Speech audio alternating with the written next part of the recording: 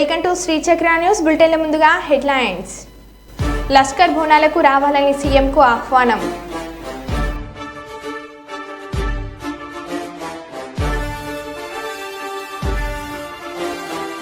Gulf board ఏర్పాటు చేసి 500 కోట్ల బడ్జెట్ కేటాయించాలి.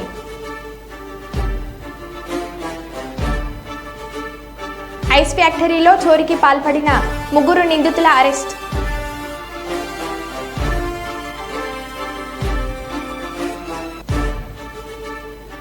నాలుగు రోజుల పాటు కుప్పంలో పర్యటించనున్న నారా భువనేశ్వరి.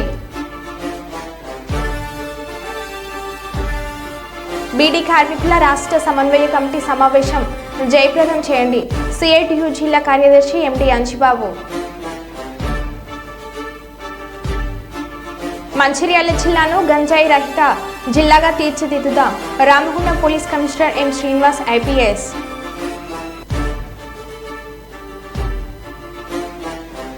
ప్రభుత్వ పాఠశాల విద్యార్థులకు స్కూల్ కిట్స్ పంపిణీ చేసిన తెలుగుదేశం పార్టీ నాయకులు.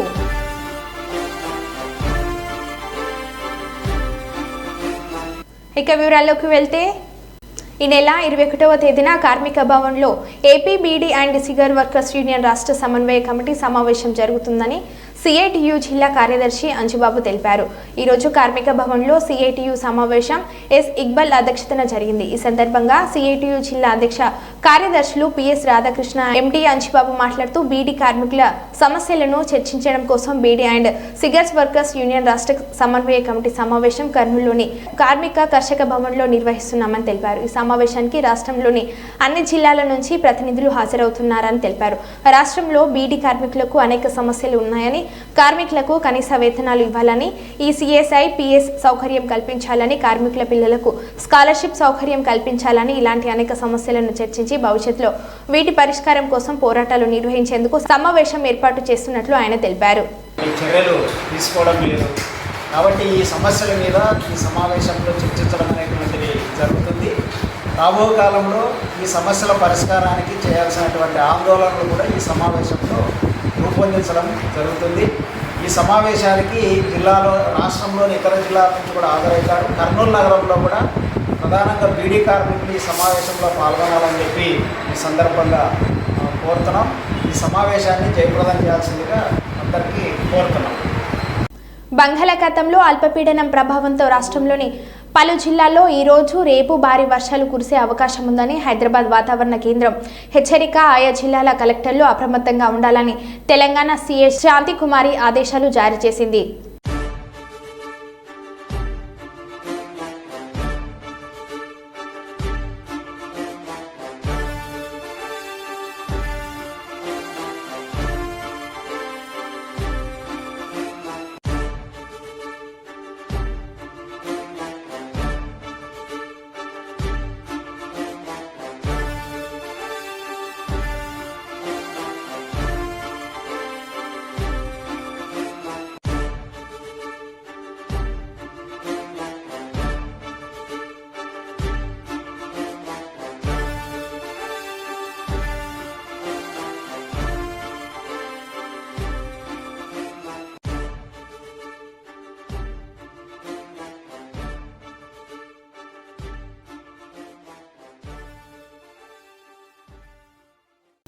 జూరాల ప్రాజెక్టుకు భారీగా వరద. ప్రాజెక్టు 5 గేట్లు ఎత్తివేత.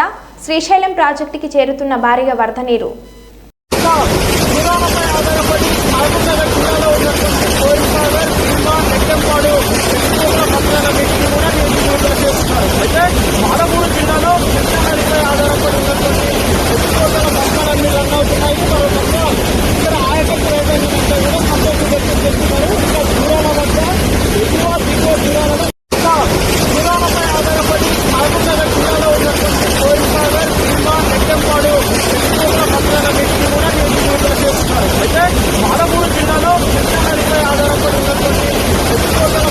రన్ అవుతున్నాయి. మరో పక్క ఇక్కడ ఆయకట్టు ఏదైనా కూడా కంప్లీట్ చేస్తున్నారు.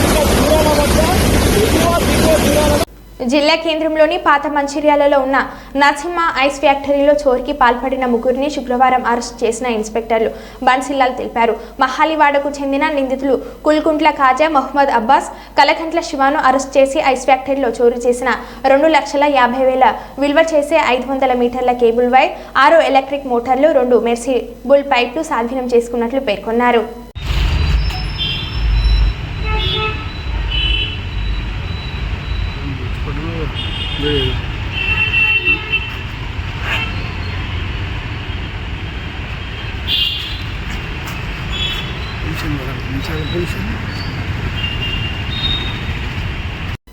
సచివాలయంలోని సీఎం రేవంత్ రెడ్డిని సికింద్రాబాద్ మహంకాళి ఆలయ అర్చకులు ఎంపీ అనిల్ కుమార్ యాదవ్, దేవాదాయ శాఖ ప్రిన్సిపల్ సెక్రటరీ శైలజ శుక్రవారం కలిశారు. ఉజ్జయిని మహంకాళి ఆలయ బోనాల జాతరకు రావాలని ఆహ్వాన పత్రికను అందజేశారు. ఈ సందర్భంగా వేద పండితులు సీఎంను ఆశీర్వదించారు. దేవాదాయ శాఖ commissioner Hanumantha Rao, GHMC mayor Gadwal Vijayalakshmi పాల్గొన్నారు.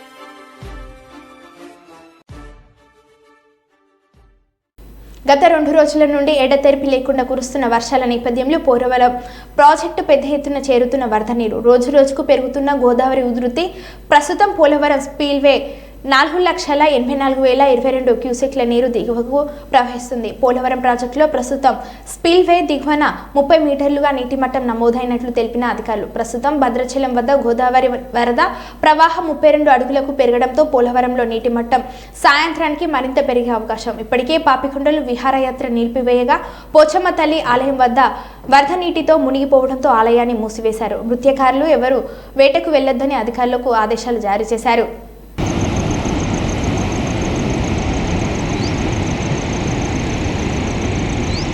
పెద్దాపురం పోలీస్ స్టేషన్ను ఆకస్మికంగా తనిఖీలు చేసిన కాకినాడ జిల్లా SP Shri Vikrant Patil IPS Peddapuram police స్టేషన్ను ఆకస్మికంగా తనిఖీలు చేసి పోలీస్ స్టేషన్ భవన్ను పరిశీలించారు.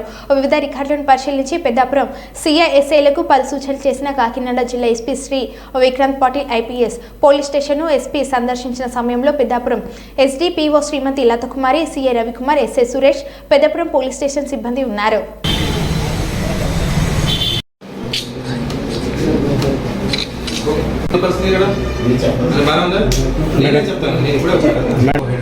పోలీసింగ్ అంతే. సో ఈ ఏరియా ఈ స్టేషన్కి హైవే ఇది కూడా ఎక్కువ ఉంటుంది కాబట్టి యాక్సిడెంట్స్ తగ్గించడం, ప్లస్ సోషల్ ఈవెంట్స్ ఏమేమి ఉన్నాయో గంజా కావచ్చు లేదా ఓపెన్ డ్రింకింగ్, డ్రంక్ డ్రైవింగ్ అవన్నీ తగ్గించడానికి స్టెప్స్. అదర్వైజ్ వేరే ఏదైనా మీరు చెప్పాలనుకుంటే యువర్ వాచ్ మీరు ఇక్కడ చేస్తే మేము 100% పట్టుకుంటాము. ఆ భయం వస్తే ఓకే ఇక్కడ వద్దు, మేము పక్క జిల్లాకి వెళ్ళిపోతాము. సో అదే ఎన్షూర్ చేస్తే చాలు.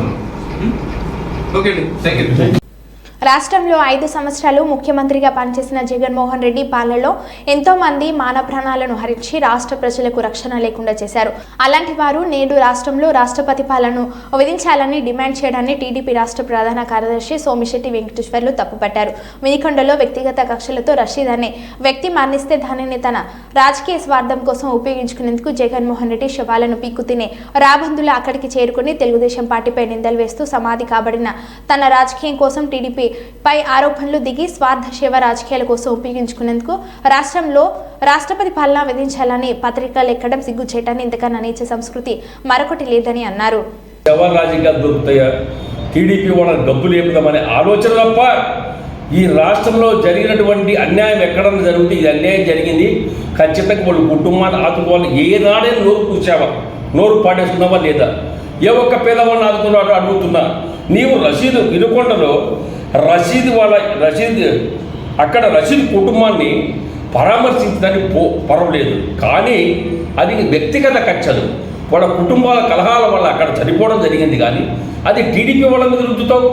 ఏ దొరికితే టీడీపీ వలన అర్థవంతంగా పెద్ద మొగుడు మాదిరి బెంగళూరు నుంచి ప్యాలెస్ నుంచి పెద్ద ప్యాలెస్ 80 రూమ్ల ప్యాలెస్ తీసి పెట్టి ఏదో రాజకీయం అని చెప్పి వినకుండా ఊరుకుంటూ వచ్చావే, సిగ్గుందని నీకు. 5 సంవత్సరాలు ఎట్లా చేసావా నువ్వు ముఖ్యమంత్రిగా? 5 సంవత్సరాలు రాష్ట్ర ముఖ్యమంత్రిగా చేసి నీ అనుభవం ఎక్కడ పోయింది అర్థం కాలేదు. ఎక్కడ పోయినా శివరాజకీయాలు చేస్తున్నవే. నేను అడుగుతున్నా, మీ చిన్న ఆయన వివేకానందుని చనిపోతే శవరాజకీయం చేసావా లేదా? చంద్రబాబు పైన ఉద్యోగం లేదా? అది ఇంతవరకు సిబిఐ ఎంక్వైరీ అన్నావు, 5 ఏళ్ళు ముఖ్యమంత్రికి ఉన్నావు, సిగ్గు లేదా నీకు? నీ చిన్న చంపింది ఎవరో నీకు తెలీదా? దాంట్లో నీ భాగం లేదా? ఎందుకు సిబిఐ ఎంక్వైరీ జరిపించుకోలేదు అడుగుతున్నా. అంటే దాంట్లో నీ తమ్ముడు ఉన్నాడు కాబట్టి తప్పించి డ్రామాలు ఆడుతున్నావు. శివరాజకీయాలు నీవయ్యా చేతగాని దద్దమ్మ, చేతగాని జగన్మోహన్ రెడ్డి, సిగ్గు తెచ్చుకో. నువ్వు చంద్రబాబు నాయుడు విమర్శిస్తావా? తెలుగుదేశం పార్టీ జోలికి రావద్దు. చంద్రబాబు ఎప్పుడు శివరాజకీయాలు చేయడు. నీతి నిజాయితీ ఉన్నటువంటి వ్యక్తి నారా చంద్రబాబు నాయుడు. నీ మాదిరి చేతగాని మంచిగా చేతులతో చూపిస్తాడు. ఇవాళ రాష్ట్రాన్ని అడ్డగోలుగా నాశనం చేశావు, రాష్ట్రం సర్వనాశనం చేశావు. రాష్ట్రంలో తెలుగుదేశం మీరు అధికారంలో ఉన్నప్పుడు తెలుగుదేశం పార్టీ కార్యకర్తలు చిత్తుగా తన్ని రాళ్లతో కొట్టి ఎలా ఎన్ని అరాచకాలు చేస్తూ సృష్టించావో, ఎంతమందిని ఎలక్షన్లో కూడా పాల్గొనకుండా చేసి దౌర్భాగ్యపరి తెచ్చావే, సర్వనాశనం చేశావే. ఇవన్నీ నువ్వు చేసిన నీ హయాంలో జరిగినాయి. కానీ చంద్రబాబు వచ్చిన నెలలో ఏ ఒక్కరు కూడా జరగలేదు. న్యాయబద్ధంగా ప్రజలు ఓటేసి గెలిపించినందుకు ఆయన ఈ రాష్ట్రాన్ని చూపించంగా ఉంచాలి. ఈ రాష్ట్రం నష్టపోయింది, రాష్ట్రం ఏ విధంగా ఖజానాయించాలని చెప్పి ఆలోచన చంద్రబాబు నాయుడు ఉంటే ఈరోజు ఈ యొక్క సంబంధం లేని వ్యక్తిని విషయాన్ని తెచ్చి ఈ రషీద్ కుటుంబాన్ని తెచ్చి రాష్ట్రపతి పాలన పెట్టామంటావా? ఆంధ్ర రాష్ట్రంలో సిగ్గు లేదు నీకు? రాష్ట్రపతి పాలన దేనికి పెట్టాలి చెప్పు? ఏ అరాచకాలు చేశాడు చంద్రబాబు నాయుడు? ఎంతమంది మీద కేసులు పెట్టాడు? ఎంతమంది మీ యొక్క నాయకులను కార్యకర్తలను అరెస్ట్ చేశాడు చెప్పు? అరెస్ట్ చేసింది నీవు, సర్వనాశనం చేసింది నీవు. 53 రోజులు చంద్రబాబు నాయుడు జైల్లో పెట్టాడే సిగ్గు లేదా? 43 ఏళ్ల రాజకీయ చరిత్ర గలన్నట్టు నీతి నిజాయితీగా రాష్ట్రం ఈ యొక్క ఆంధ్ర రాష్ట్రంలో రాజకీయాల్లో ఉన్నటువంటి చంద్రబాబు నాయుడు 53 రోజులు కేసు పెట్టి జైల్లో పెట్టి అన్యాయంగా పెట్టావే. ఈ రోజు వరకు ఆయన ఇంతకుముందు ఏ కేసు చేశావో దాని మీద నిజాలు చూపించావా? రుజువు చూసావా?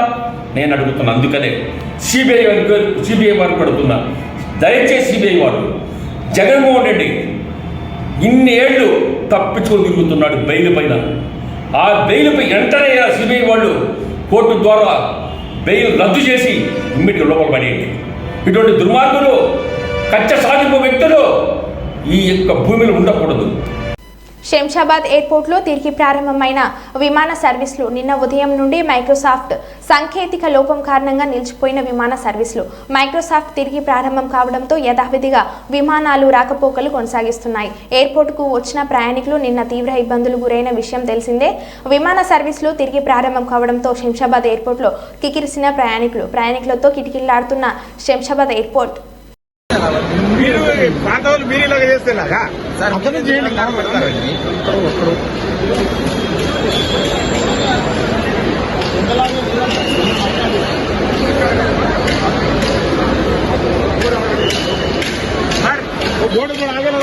బోర్డు అక్కడ పెట్టేస్తే అయిపోయేదానికి ఎందుకు ఇంత కత్తలు తెగుతున్నారబ్బా?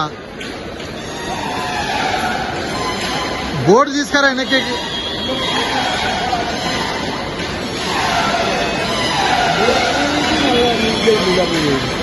ఇట్లా మా చైర్మన్ అవుతుంది.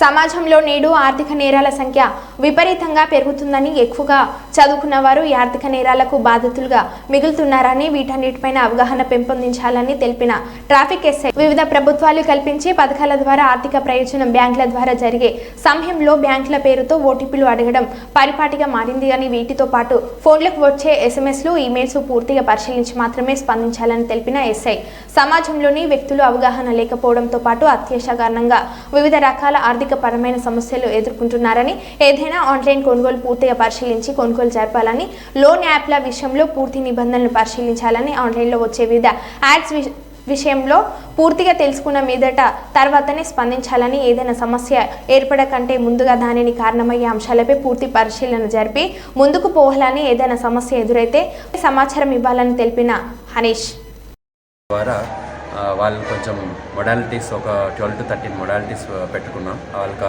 12 to 13 మొడాలిటీస్లో ట్రైనింగ్ ఇచ్చి వాళ్ళని ఇన్ఫ్యాక్ట్ కింద వాళ్ళు సిటిజన్స్ పబ్లిక్ అందరినీ కూడా మోటివేట్ చేసి అందరూ సైబర్ ఎడ్యుకేషన్లో డెవలప్ చేసి మొత్తం పబ్లిక్ అందరినీ సైబర్ సిటిజన్స్ కింద మార్చాలనే ఉద్దేశంతో ఈ ప్లాన్తో cyber citizens and cyber volunteers and వాళ్ళకి ట్రైనింగ్ ఇచ్చే పోలీసు సైబర్ కమాండోస్గా ఒక 200 మెంబర్స్ని మన డిస్ట్రిక్ట్లో విజయవాడ సిటీలో ఒక 200 మెంబర్స్ వరకు సైబర్ కమాండోస్ని తయారు చేసి వాళ్ళ కింద volunteers as well as cyber సిటిజన్స్గా అందరినీ రూపు మార్చాలనే ఉద్దేశంతో మెయిన్గా ఈ ప్రోగ్రామ్ జరగడం జరిగింది.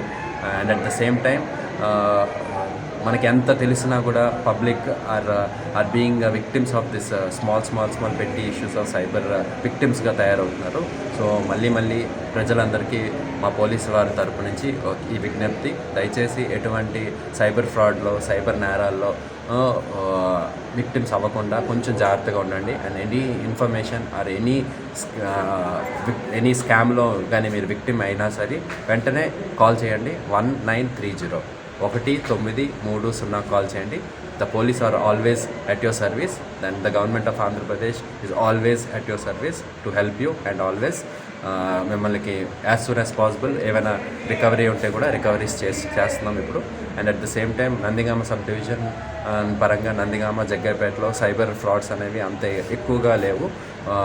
the percentage of cyber frauds are comparative to other areas, because nowadays what the people are doing is most of the cyber frauds are being occurred only because of the sharing of information. whoever is educated అంటే బాగా computer education ఉన్నవాళ్ళు, BTech చదివిన వాళ్ళు, ఆర్ఎల్స్ చాలా knowledge ఉన్న వాళ్ళే ఎక్కువ మోసపోతున్నారు. Because of sharing of information, data sharing అవ్వచ్చు, వేరే రీజన్స్ అవ్వచ్చు.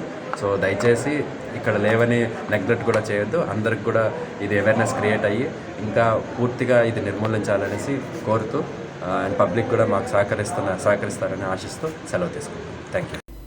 వరంగల్లో గత 2 రోజులుగా కురుస్తున్న భారీ వర్షాలకు ఓరుగల్లు ఆరాధ్య దైవమైన శ్రీ భద్రకాళి చెరువుకు మత్తడి పడింది. భద్రకాళి చెరువుకి మత్తడి ప్రారంభమైన నేపథ్యంలో జలకళ సంతరించుకుంది. ఇప్పుడిప్పుడే ప్రారంభమైన మత్తడి కోసం పర్యాటకులు బారులు తీరే అవకాశం ఉంది.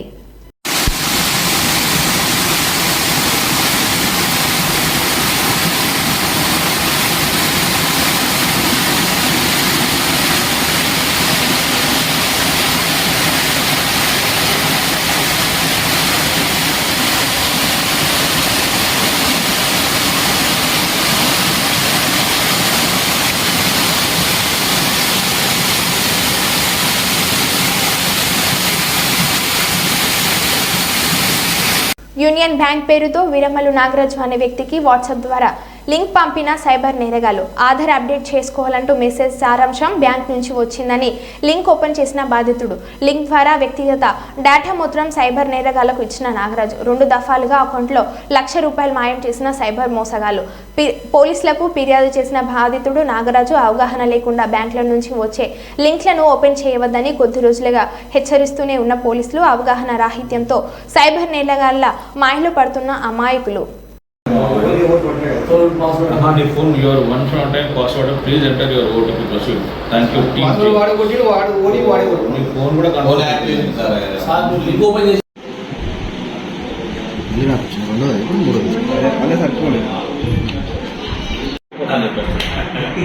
వీడియో కాల్ చేస్తారు. తర్వాత వీడియో కాల్ రికార్డ్ చేసుకుంటారు. అర్జెంట్గా 50 లక్షలు కొట్టకపోతే వీడియో బయటికి రావట్లేదు కానీ చెప్పి చూపిపోతుంది అంతేగాని రమేష్ ఇది తీసుకురా డీటెయిల్. మాది నల్గొండ జిల్లా చండూరు మండలం. నేను ఒక ఎలక్ట్రికల్ షాప్ రిపేరింగ్ చేసుకునే వ్యక్తిని. నేను నా అకౌంట్ నుంచి ఒక యూనియన్ బ్యాంక్ నుంచి ఒక లోగో వచ్చింది నాకు. అది ఎందుకని ఓపెన్ చేసేసరికి ఒక ఆధార్ కార్డు వాసన లింక్ చేసి ఉన్నాను. దానివల్ల నా ఉన్న అకౌంట్లో ఉన్న లక్ష రూపాయలు వెళ్ళిపోయినాయి సైబర్ క్రైమ్ వాళ్ళు. నేను చండూరుకి వచ్చి ఇప్పుడు పోలీస్ స్టేషన్లో ఫిర్యాదు చేయడం జరిగింది. సార్ వాళ్ళు నాకు న్యాయం చేయాలని కోరుకుంటున్నాను. అలాగే ప్రెస్ వాళ్ళు కూడా నాకు న్యాయం చేయాలని కోరుకుంటున్నాను. నేను చిన్నపాటి వ్యాపారం చేసుకునే వ్యక్తి. నేను దయచేసి నాకు అందరూ సహకరించడానికి కోరుతున్నాను. కేటీఆర్ మాట్లాడుతూ మేడిగడ్డ కొట్టుకుపోయిందని, కాళేశ్వరంలో 1,00,000 కోట్లు గంగపాలైందని చెప్పి చిల్లర మాటలు మాట్లాడిన కాంగ్రెస్ పార్టీ ఇవాళ సిగ్గుతో తలదించుకోవాలి. మేము మొదటి నుండి ఒకటే చెప్పినాం.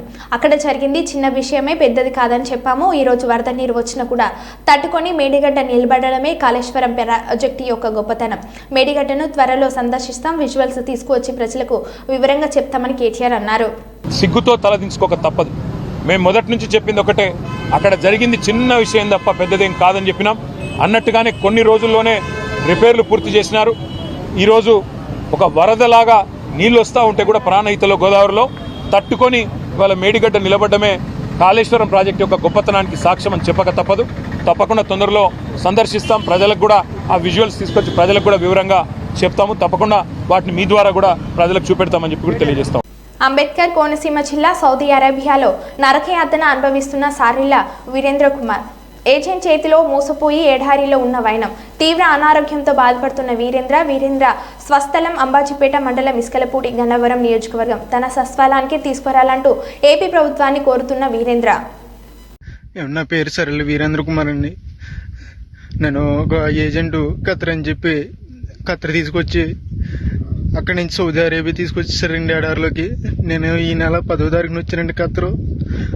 అక్కడి నుంచి 11వ తారీఖున సాయంకాలం నన్ను సౌదీ అరేబియా ఎడారిలోకి తీసుకొచ్చేసారండి.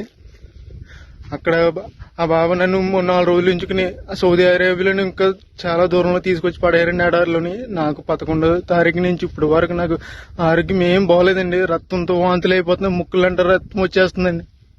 ఇప్పుడు వరకు బాత్రూమ్కి వెళ్ళలేదండి. నేను బాత్రూమ్ రావట్లేదండి. చాలా ఇబ్బందులు ఎదుర్కొన్నానండి. ఎవరైనా పెద్ద మనసుతో నాకు సాయం చేయండి. నన్ను ఈ నరకం నుంచి నన్ను కొంచెం బయటపడండి. నన్ను ఇక్కడ తీసుకొచ్చిన ఏజెంట్కి నేను వీసాకి 1,70,000 ఇచ్చానండి. 1,70,000 అప్పు చేసి ఇచ్చామండి. నేను మా కుటుంబ సభ్యులందరూ. ప్లీజ్ నన్ను కానీ ఇలా వదిలేసానండి. 10 రోజుల్లో కనుక నేను ఇలా ఉంటే కనుక చచ్చిపోతానండి. సరైన తిండి ఉండలేదండి, మంచినీళ్ళు తాగుదామన్నా కానీ నా నీళ్ళు ఉండలేదండి. ఇక్కడ ఎక్కడికో దూరం వెళ్ళి రావాల్సి వస్తుంది. ఇది చూడండి, అక్కడ ఎక్కడో చిన్న చిన్న గుడారాలు ఉన్నాయి కదండి, అక్కడ ఉండాలండి. అన్ని వంటలేనండి, ఇవన్నీ వంటలేనండి. ప్లీజ్ అండి నన్ను ఇక్కడ నుంచి కాపాడండి కొంచెం. ప్లీజ్ అండి, ఎవరొకరు సాయం చేయండి నాకు, ప్లీజ్ అండి. మరో బులెటిన్లో మళ్ళీ కలుద్దాం. Stay tune.